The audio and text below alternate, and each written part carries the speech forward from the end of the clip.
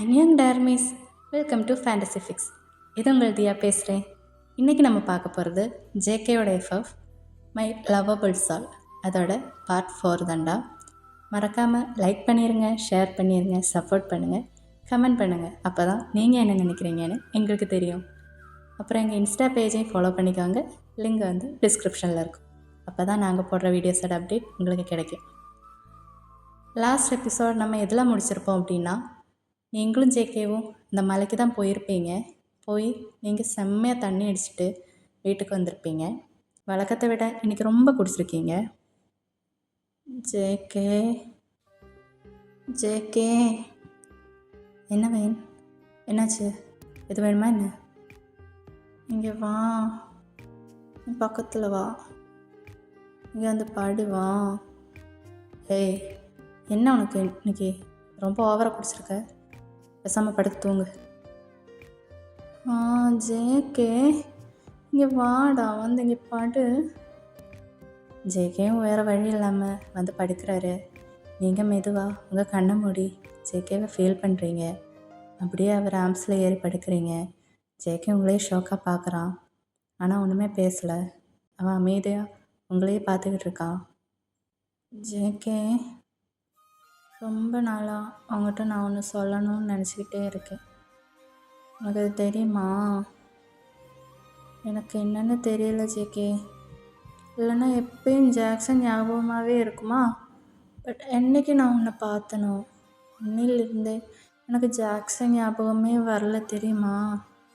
இன்றைக்கி கூட நான் உன்னை பார்த்தப்போ எனக்கு அவ்வளோ கஷ்டமாக இல்லை, ஒன்றும் இல்லை. சும்மா தான் இன்றைக்கி நான் குடித்தேன். எனக்கு தெரியலை ஜேகே, நான் பண்ணுறது தப்பாக சரியா நல்லா. பட் எனக்கு ஒன்று மட்டும் நிச்சயமாக தெரியும், நான் உன்னை லவ் பண்ணுறேன் ஜேகே. எனக்கு தெரியும் நான் செல்ஃபிஷாக யோசிக்கிறேன்னு. நீயும் ஒரு பொண்ணுக்காக தான் சூசைட் பண்ணேன். பட் நான் உன்னை ஹெல்ப் பண்ணுறேன்னு சொல்லிவிட்டு நானே உன்னை லவ் பண்ணுறேன்னு சொல்கிறேன் பாரு. என்னை மன்னிச்சிரு JK. I love you so much அப்படின்னு சொல்லி நீங்கள் ஜேகே லிப்லேயே போய் கிஸ் பண்ணுறீங்க. ஜேகே ஒன்றுமே சொல்லலை. நீங்கள் பண்ணுறதெல்லாம் பார்த்துட்டு அமைதியாக படுத்துருக்கான். நீங்களும் அப்படியே டயர்டில் தூங்குறீங்க. நெக்ஸ்ட் டே மார்னிங் ஆகுது. நீங்கள் கண்ணை திறந்து பார்க்குறீங்க. நேற்று நல்லா குடிச்சிட்டேன் போல், இப்படி தலைவலிக்குது. ஆமாம், இந்த ஜேகே பையன் எங்கே போனான்? இங்கே தானே இருக்கணும். ஜேகே ஜேகே எங்கடா இருக்க? எங்கே போயிட்டான்? ஜங்குக் ஜேகே எங்கே போயிட்டான் இவன்? ஜேகே, இப்போ தான் நீங்கள் நேற்று நைட்டு சொன்னதெல்லாம் உங்களுக்கு ஞாபகம் வருது. ஐயோ, என்ன வையன் பண்ணி வச்சுருக்க? எல்லாத்தையும் அவங்ககிட்ட வளரிட்டியா? இப்போ நான் என்ன பண்ணுறது?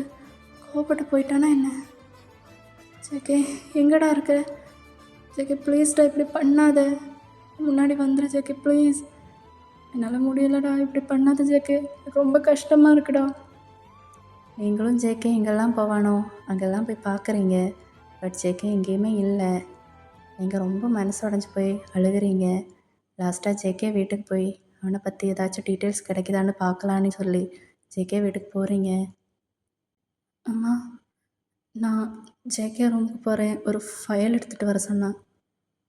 அப்படியா? சரிம்மா, போய் பாரு.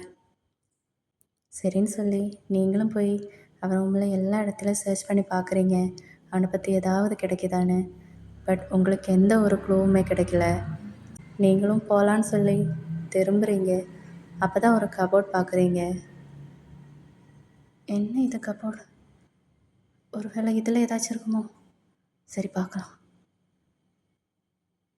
நீங்களும் பார்க்குறீங்க, ஒரு டைரிக்கு மேலே ஒரு ஐடி கார்டு இருக்குது. நீங்களும் அதை எடுத்து பார்க்குறீங்க. இந்த காலேஜா? நீ இங்கேயா படித்த? இது நான் படித்த காலேஜ், பக்கத்து காலேஜாச்சே. எங்கேயா நீ படித்த? சரி, உடனே இந்த காலேஜுக்கு போய் என்னென்னு பார்க்கலாம். நீங்களும் ஜேகே அம்மாட்ட போயிட்டு வரேன்னு சொல்லிவிட்டு அந்த காலேஜ் தான் போகிறீங்க. ஸ்ட்ரெயிட்டாக நீங்கள் அந்த காலேஜ் ஆஃபீஸ்க்கு தான் போகிறீங்க. அங்கே பார்த்தா பிரின்சிபல் மிஸ்டர் கிம் நம்ஜூன் தான் இருக்கார். நீங்களும் அவர்கிட்ட போய் அந்த ஐடி கார்டை காமிக்கிறீங்க. ஆ, இந்த பையனா? இங்கே பாரும்மா, இது கொஞ்சம் பழைய பேட்ச். நான் இங்கே வந்து 2 இயர்ஸ் தான் ஆச்சு. நீ இது இங்கே முன்னாடி இருந்த பிரின்சிபல் கிம் சோக் ஜின் கிட்ட கேட்டால் தான் தெரியும்னு நினைக்கிறேன். பட் அவர் இப்போ இங்கே இல்லை, ஃபாரின் போயிட்டாரு. அப்போ தான் அங்கே சுகா வராரு. அவர் இங்கே ரொம்ப வருஷமாக கிளர்க்காக வேலை செய்கிறாரு. அவர் ஜேகே ஃபோட்டோவை ஐடி கார்டில் பார்க்குறாரு. சார், இந்த பையனை எனக்கு தெரியும். இங்கே பாரும்மா, இந்த பையனை எனக்கு தெரியும். இங்கே தான் படித்தான். ரொம்ப நல்ல பையன்மா, நல்லா படிப்பான். யார்கிட்டேயும் ரொம்பலாம் பேசிக்க மாட்டான். அவன் உண்டு, அவன் வேலை உண்டு தான் இருப்பான். சார், அவர் ஃப்ரெண்ட்ஸ் இல்லைனா அவர் கூட படித்த யாரையாச்சும் உங்களுக்கு தெரியுமா? ப்ளீஸ் சார், கொஞ்சம் யோசிச்சு பாருங்கள். ஃப்ரெண்ட்ஸுன்னு சொன்னால் ஒரு பையன் இருந்தாம்மா. அவன் பேர் சாம். அவங்க கூட தான் இந்த பையன் பேசி நான் பார்த்துருக்கேன். பட் அந்த பையன் 2 இயர்ஸ் முன்னாடி தான் ஆக்சிடெண்ட்டில் இறந்துட்டான். வேறு அவனுக்கு ஃப்ரெண்ட்ஸ்னு எனக்கு யாரையும் தெரியாதுமா.